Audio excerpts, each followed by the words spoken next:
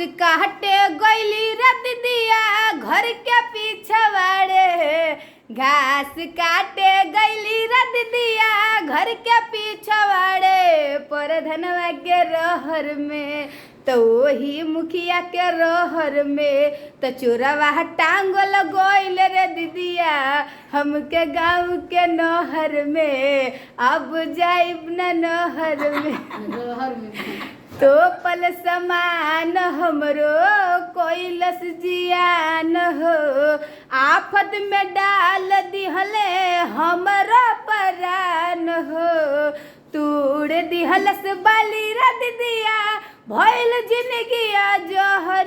पर धनवा के रहर में तो वही मुखिया के रहर में तो चोरवा टांग लगोइल रे दीदिया हमके गाँव के नहर में। अब जाइब रहर में।